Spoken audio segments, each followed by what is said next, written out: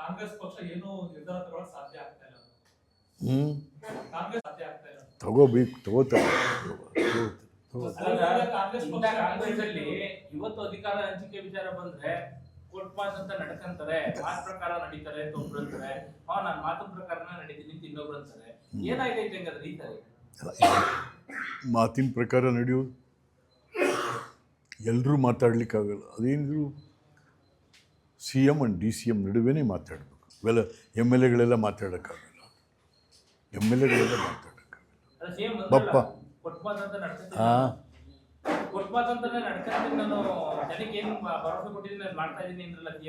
ಏನು ಮಾಡೋದಂತೆ, ಏನು ಮಾಡೋರಂತಪ್ಪ? ಹಾಂ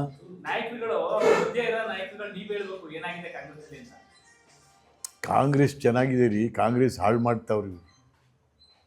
ಸಿದ್ದರಾಮಯ್ಯ ಕಾಂಗ್ರೆಸ್ ಬಾಗ್ಲಾಕ್ ಹೋಗೋದು ಖಚಿತ. ಆಮೇಲೆ ಏನು ನನ್ನ ಆಡಳಿತ 2.5 ವರ್ಷಗಳ ಕಾಲ, 7.5 ವರ್ಷ ಯಾವ ಆಡಳಿತ ರೀ? ಗುಂಡು ಬಿದ್ದು ಹೋಗೋದೆ ಇಡೀ ರಾಜ್ಯ ಎಲ್ಲ. ಗುಂಡಿ ಬಿದ್ದ ರಾಜ್ಯದ ಬಂಡನಾಯಕ ನೀನು ಗತಿ. ಗುಂಡು ಬಿದ್ದು ಹೋಗವೆಲ್ಲ. ಇದ್ರಲ್ಲಿ ನಾನೇನೋ ಏನು ಕಡ್ದೆ ತಾಕಿದೀಯಪ್ಪ ನೀನು?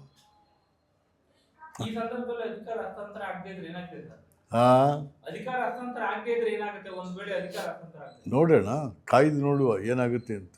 ಪರದೆಯ ಮೇಲೆ ತೆರೆದಿದೆ ಪರದೆ, ನೋಡಪ್ಪ. ಆಮೇಲೆ ಕಾಂಗ್ರೆಸ್ ಪಕ್ಷ ಏನು ನಿರ್ಧಾರ ತಗೊಳ್ಳೋಕೆ ಸಾಧ್ಯ ಆಗ್ತಾ ಇಲ್ಲ.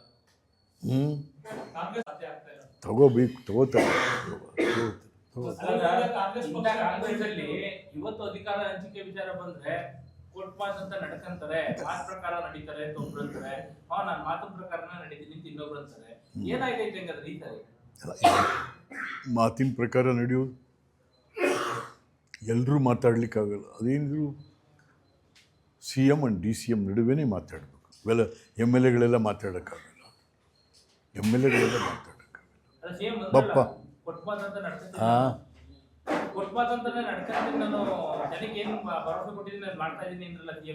ಏನು ಮಾಡೋದಂತೆ, ಏನು ಮಾಡೋರಂತಪ್ಪ? ಹಾಂ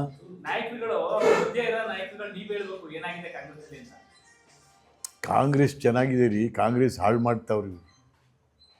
ಸಿದ್ದರಾಮಯ್ಯ ಕಾಂಗ್ರೆಸ್ ಬಾಗ್ಲಾಕ್ ಹೋಗೋದು ಖಚಿತ. ಆಮೇಲೆ ಏನು ನನ್ನ ಆಡಳಿತ 2.5 ವರ್ಷಗಳ ಕಾಲ, 7.5 ವರ್ಷ ಯಾವ ಆಡಳಿತ ರೀ? ಗುಂಡು ಬಿದ್ದು ಹೋಗೋದೆ ಇಡೀ ರಾಜ್ಯ ಎಲ್ಲ. ಗುಂಡಿ ಬಿದ್ದ ರಾಜ್ಯದ ಬಂಡನಾಯಕ ನೀನು ಗತಿ.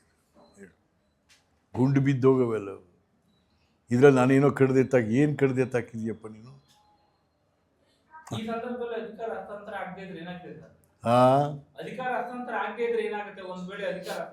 ನೋಡೋಣ, ಕಾಯ್ದು ನೋಡುವ ಏನಾಗುತ್ತೆ ಅಂತ. ಪರದೆಯ ಮೇಲೆ ತೆರೆದಿದೆ ಪರದೆ, ನೋಡಪ್ಪ.